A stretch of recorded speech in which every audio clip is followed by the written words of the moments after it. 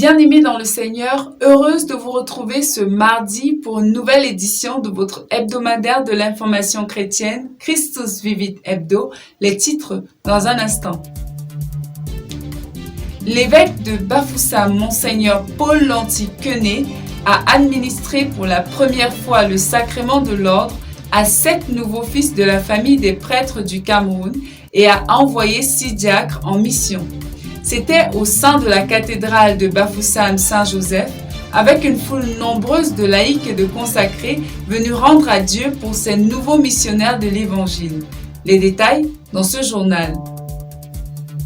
Très actif, l'évêque de Bafoussam s'est également retrouvé le lendemain de la cérémonie d'ordination à la paroisse Saint-Augustin de Tchon pour administrer les sacrements de confirmation à plus d'une 50aine de confirmants venant des paroisses du doyenné.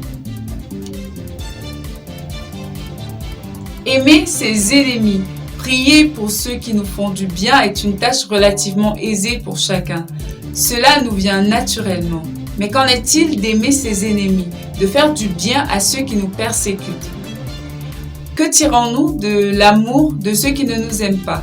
Toutes ces questions trouveront réponse dans ce journal avec le père Merlin Donfac, curé de la paroisse Sacré-Cœur de Tchon et aumônier des canals de la famille.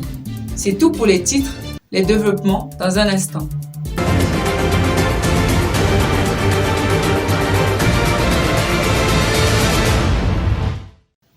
Frères et sœurs en Christ, rebonsoir. 6 diacres et 7 prêtres, dont 2 diocésains, 1 capucin et 4 de la congrégation du Sacré-Cœur, ont été ordonnés samedi 7 mai 2022 à la cathédrale de Bafoussam Saint-Joseph par Monseigneur Paul Lanty-Quenet. Rassemblés autour de la grande famille des enfants de Dieu de Bafoussam, les nouveaux consacrés heureux et pieux ont pris l'engagement ferme de se consacrer à l'Église et de la servir de tout leur être. Reportage d'André Camta. Samedi dernier, 7 mai 2022, est devenu une date historique pour le diocèse de Bafoussam, pour Monseigneur Paul Lanty-Quenet qui ordonnait ses premiers prêtres et ses premiers diacres après la prise en possession canonique de ce diocèse en février dernier. Ils étaient 6 diacres et 7 prêtres, dont 2 diocésains et 5 des autres congrégations religieuses installées dans le diocèse de Bafoussam. Il s'agit des Sacré-Cordiens et des Capucins. Dès 9h, les fidèles venus des 4 coins du diocèse se sont réunis en masse autour de leur pasteur à la cathédrale Saint-Joseph de Baleng pour prier pour ces nouveaux appelés dans la vigne du Seigneur, car la moisson est abondante, les ouvriers peu nombreux. Dans une homélie riche, l'évêque de Bafoussam a tenu à instruire les ordinants du vrai sens du diaconat et du presbytérat. Obéissance au Seigneur et service gratuit des fidèles du Seigneur sont les maîtres mots de tout appel, car le Seigneur est venu non pas pour se servir des fidèles, mais pour les servir et donner sa vie en rançon pour eux.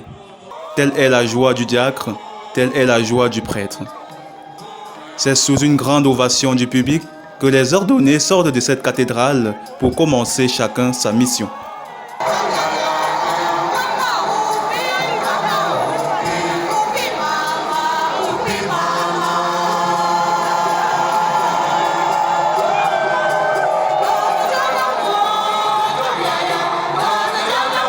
Deux des 6 diacres ont partagé avec nous leur joie d'après ordination. Ma profonde gratitude au Seigneur, Dieu Tout-Puissant, et je profite de l'occasion pour reconnaître que le Seigneur est bon. Le Seigneur est vraiment très bon.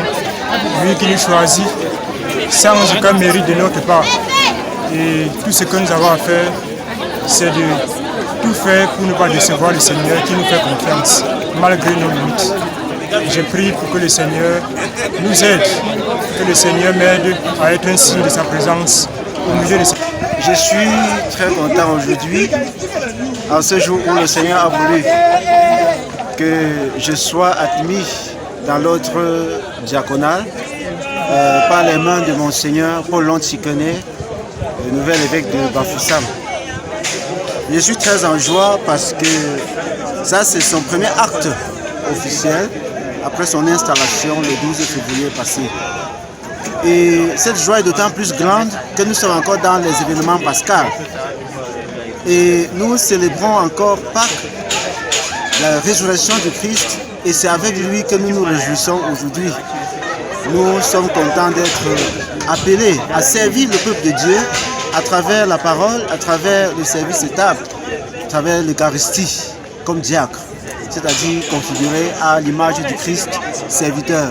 Et je suis d'autant plus flatté que je me place dans ce nouveau service sous le signe de l'incarnation. Le Verbe s'est fait chair, c'est-à-dire Dieu qui s'est fait proche de l'homme pour le servir.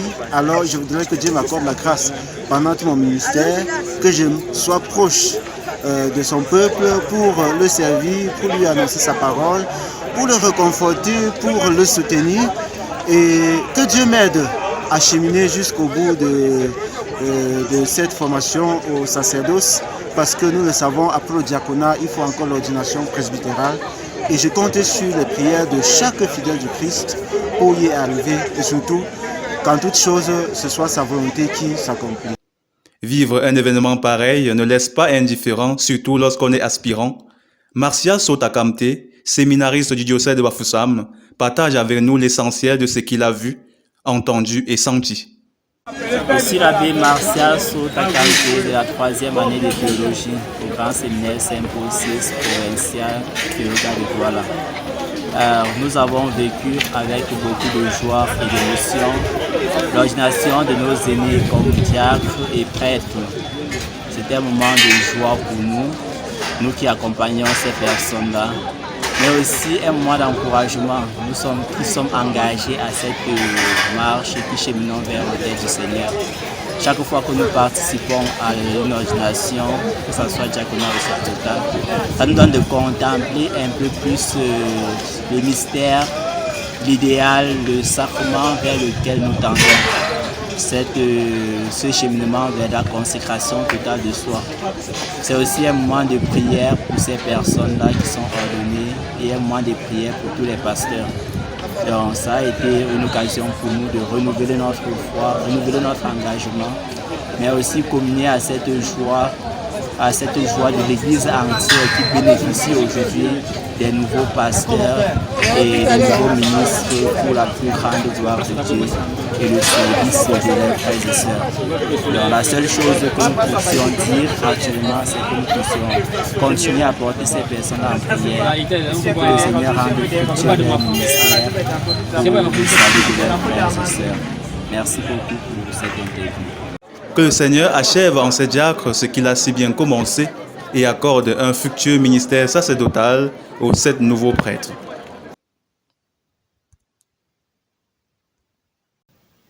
Dimanche dernier était également le dimanche de Jésus, bon pasteur.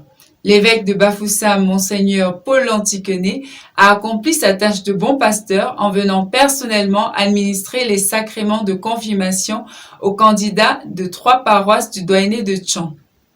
C'était au cours d'une messe enjouée où la communauté chrétienne de Tchon a pu communier avec son pasteur. Écoutons le reportage de Bertie Gunken. Ce dimanche 8 mai n'était pas un dimanche ordinaire à la paroisse Saint-Augustin de Tchang. Non seulement plusieurs candidats à la confirmation allaient recevoir le sacrement, mais en plus ils allaient le recevoir des mains de Monseigneur Paul Lantiquenet pour sa première visite officielle dans le doyenné. Le responsable de l'église de Bafoussam a invité au cours de son homélie les confirmants à véritablement vivre une vie nouvelle, à rentrer chez eux, être des témoins véritables de la foi catholique et à surtout vivre dans la vérité envers eux-mêmes, envers Dieu et envers les hommes. La confirmation, comme vous le savez, est un signe sensible, un moyen visible par lequel Dieu va donner à votre âme la grâce, un don surnaturel invisible de nos yeux qui va vous rendre capable de vivre ici-bas comme des adultes. J'en vois qui sont plus jeunes encore, qui vont recevoir la confirmation, mais sachez que vous êtes jeunes, mais vous êtes déjà adulte. Être adulte ne fait pas n'importe où, avec n'importe qui. Vous avez bien compris, les filles et les garçons qui commençaient déjà à flotter. Je vais être comme papa, je vais être comme maman. Vous n'êtes pas encore papa, vous n'êtes pas encore maman. Laissez la culture de papa à maman et toujours vous serez papa et maman. Vous allez manger avec beaucoup d'appétit. C'est pas vrai. Les confirmants ont ensuite eu la grâce de recevoir l'Esprit Saint par les mains de l'évêque.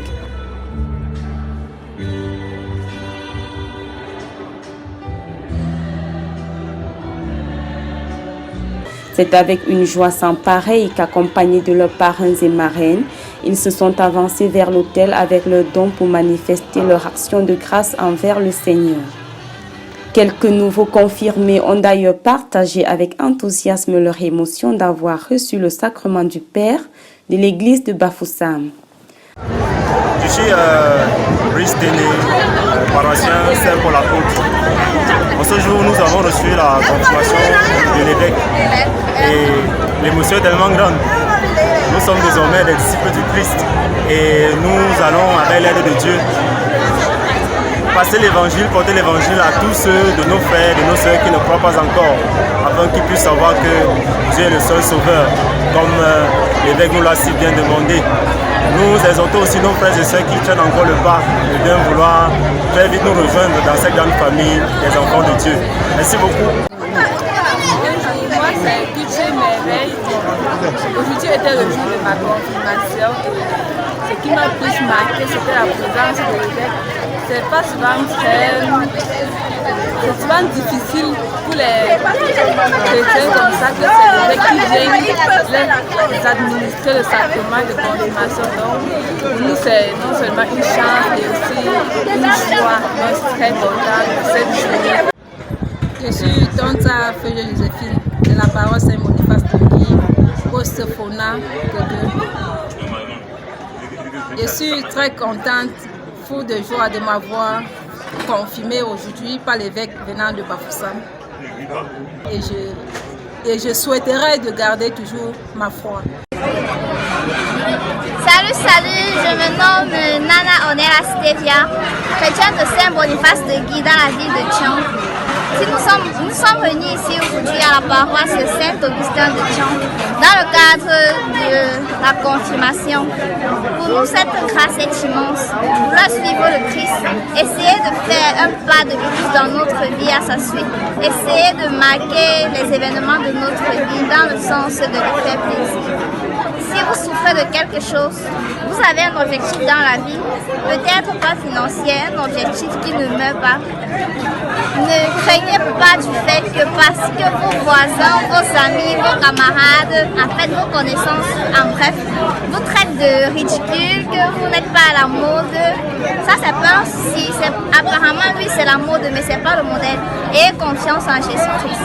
Confiez-lui vos soucis. Vous pouvez le voir dans votre rêve, même dans votre vie de tous les jours. Et soyez-en certains, s'il vous promet quelque chose, il tiendra sa promesse. Parce qu'il est le Dieu qui est toujours fidèle, il tient toujours sa promesse, il ne ment pas, il aime ses enfants. En ce qui me concerne, je suis sur le chemin de recevoir une grande grâce dans ma vie. Et lorsque ce sera fait, je peux peut-être dire que quelqu'un me touchera et il sentira, il ne sait pas, un rayon X me traverser, ou un rayon du Saint-Esprit pour ça. Se confirmer, c'est devenir un véritable missionnaire de la parole de Dieu dans le monde. C'est annoncer au monde de l'amour, pas seulement des amis, mais aussi et surtout des ennemis. Comment aimer, bénir et prier pour quelqu'un qui nous veut du mal? Comment vouloir son bien? Qu'est-ce qui nous empêche d'aimer comme Jésus? Le Père Merlin Danfa, curé de la paroisse Sacré-Cœur de Tchon, nous explique la parole de Jésus dans ce journal. Écoutons-le au micro de Stéphanie Bébici. Le verset qui nous intéresse cette semaine, c'est le verset 27 de l'évangile de Jésus-Christ selon Saint Luc en son chapitre 6. Je vous fais lecture de ce verset. Je vous dis, à vous qui m'écoutez, aimez vos ennemis, faites du bien à ceux qui vous haïssent. Ce verset, on peut le situer dans ce que j'appelle souvent les versets forts de la vie du chrétien. Et ça nous enseigne effectivement l'amour des ennemis. Et cet amour qui est véritablement la marque de Dieu. Ceux qui veulent être chrétiens s'inscrivent comme ça à l'école de la science difficile de l'amour parfait. Et cet amour parfait, c'est justement l'amour de ceux qui nous aiment, mais aussi l'amour de ceux qui ne nous aiment pas. L'ennemi, lorsque le Seigneur le dit, c'est en son sens réel. Il ne s'agit pas d'une plaisanterie. Il s'agit bien de ceux qui veulent notre mal, ceux qui ne veulent pas notre bonheur. Le Seigneur nous demande de les aimer. Quelle science difficile. Alors, comment faire pour y arriver? Il y a une chose qu'on doit éviter, ce qu'on peut appeler l'obstacle principal à cet amour des ennemis, c'est l'orgueil. L'orgueil nous amène à nous hisser au-dessus des autres et penser que nous méritons un peu plus qu'eux. Ou alors de penser qu'ils ne peuvent plus bénéficier de notre amour parce qu'indignes. L'amour de notre Dieu est pour tous. Et le véritable chrétien à la suite du Christ doit pouvoir aimer tous ceux qui partagent sa vie. La deuxième chose qui devrait être un atout qu'on doit chercher à cultiver, c'est de faire de l'amour une nécessité absolue. Le chrétien sait qu'au dernier jour, il sera jugé sur l'amour.